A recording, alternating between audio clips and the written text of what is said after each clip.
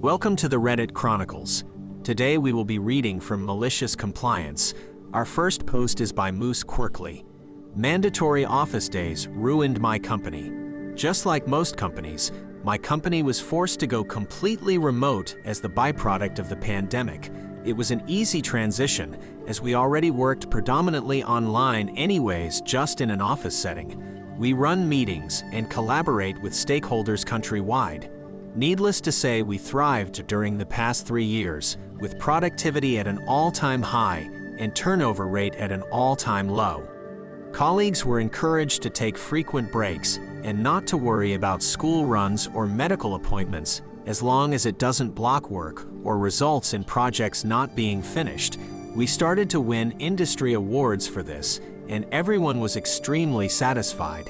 You were asked to go to the office for collaboration purposes if it was needed, but they pretty much left it to you to decide. This was until our small-ish tech firm hired a new director who decided to enforce a mandatory 3 days in the office. Now, these past 3 years, we closed 2 of our 4 offices in the UK. Most people moved out of cities and bought houses, sent their kids to school in a new town, and took on volunteering roles in their new communities. Second cars were sold, and people took on more caring responsibilities as they worked from home most days anyways. As you would expect, people were extremely angry over this, voicing their concerns.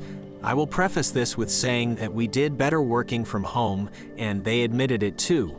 There was no business reason to do this. This decision resulted in competitors moving in and taking away key players. We lost our apprentices as they were located across the UK. People started to quit left and right. As things got quieter, people decided to maliciously comply. Our remaining offices got overwhelmed with traffic. People could not find a desk to work, so meetings got delayed. People refused to work over their contracted hours or take on extra responsibilities. Our productivity plummeted, and we had to resort to hiring expensive consultants to help. Internal satisfaction surveys were so bad that they refused to publish the results.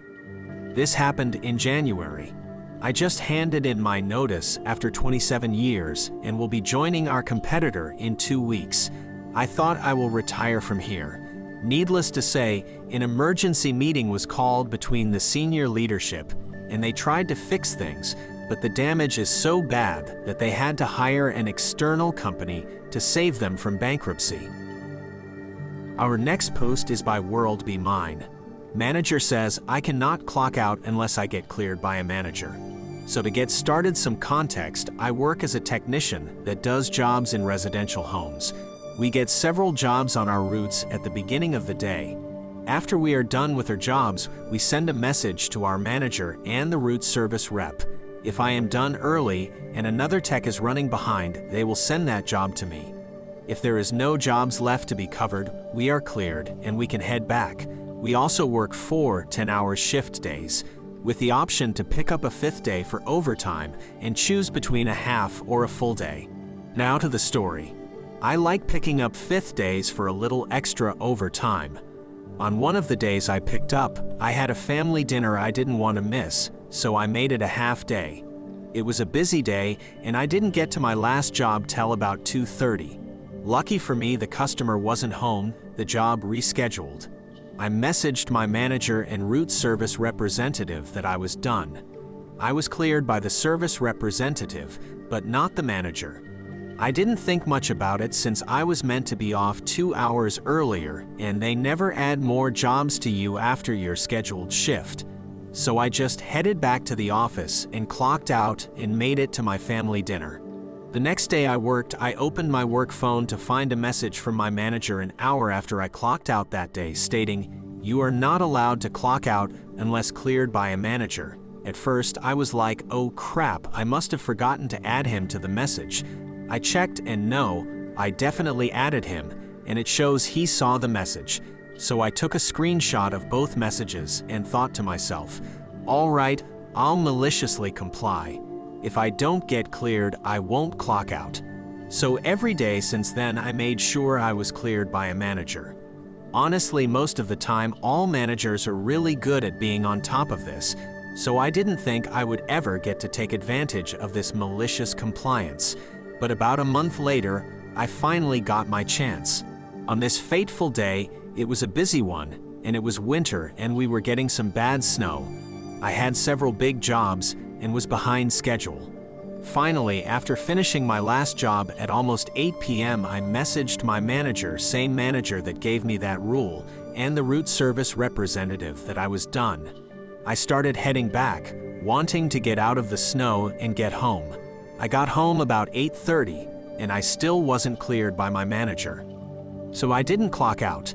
I messaged him again, asked him if he can clear me so I can clock out. No answer.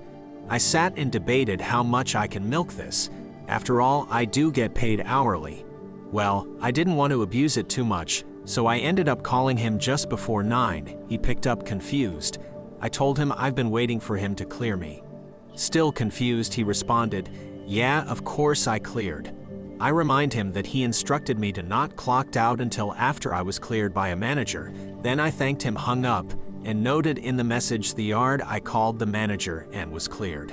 It's been several months since then, and to this day that manager still sticks to everything he says, and to this day, I still milk an extra 15 to 30 minutes of pay every time a manager forgets to clear me before I remind them. Our next post is by Dizzy Emotion. You said to write what happened. I wrote what happened. I worked at the airport for nearly 13 years. We always changed shifts and co-workers every 6 to 12 months, deepened on how lazy scheduling was with coordinating the shift bid. One bid, I worked with this older woman.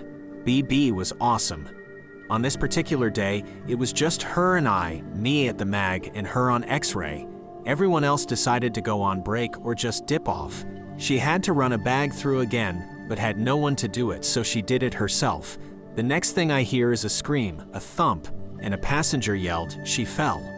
She had to go to the hospital, broke her wrist, and they wanted details on what happened because where she fell was a blind spot on the camera. I told the lead supervisor and 2 managers that I didn't see anything because I was on mag. They didn't care. They wanted my report, so I gave them one. This was basically the report. OP was operating the mag when B called for a rerun. No one was available to do it, so she did it herself. I then heard a scream and a thump. One of the passengers shouted, "She fell." I didn't see anything, but something happened. The end. Quote. As far as I know, it went into the official file for the injury claim. Our next post is by Hot Age. Only charge you for the products you received. Okay. Here's your new bill. That's £746 more expensive. I work as a manager in a food manufacturing factory, and we supply a big national company the majority of their products. It's very rare that we can't complete their order, but as everything is freshly handmade, there is the occasional hiccup. 2 weeks ago, a few items had split during cooking, so unfortunately we had to short them 2 full packets of a particular product. As I was on holiday that week, no one had thought to change their invoice before it was sent out, as that is usually my job. This isn't usually an issue. Mistakes can happen. I just usually credit back the error amount, apologize, and be done with it. This company, however, has a beast of a Karen. When she saw the incorrect invoice, I received a very unprofessional email from her demanding I redo the invoice and that from now on I ensure the invoice has just the products they received on it. Okay, Karen, not a problem.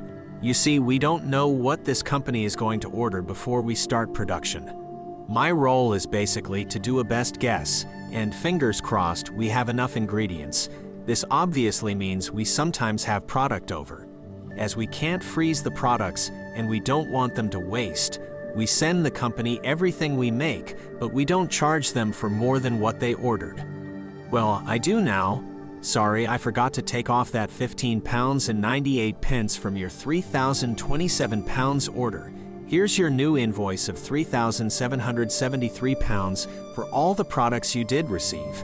I was very much expecting a very big backlash from Karen with some sort of rant about she would not be paying for products they hadn't ordered, which would be fair to be honest, but I did not. She paid it. I figure I'll do another week's invoice with all the products on it just to let it sink in, and then think about going back to normal. Our next post is by Bob the Peasant. You want the job? Approved. It's yours. 120K pay cut.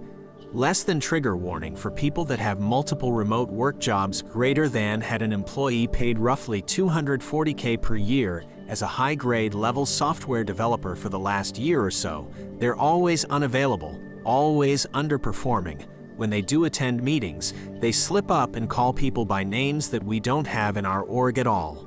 Pretty obvious what is going on. Anyway, our big software company owns dozens of small software company subsidiaries. Our friend here applied as an external candidate to one of our subsidiaries for a Scrum Master position. He went through the interview process. They chose to extend him an offer.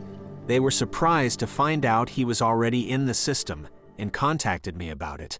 I explained that he seemed very distracted and unenthusiastic about his current role, and that I fully support his career change if it is what will make him happy. Transfer approved. The gymnastics involved trying to explain how it was a mistake to people he interviewed with for several hours is amazing. For what it is worth, I don't care if you have multiple jobs as long as your work gets done. Thank you for listening to the Reddit Chronicles. Follow for more content.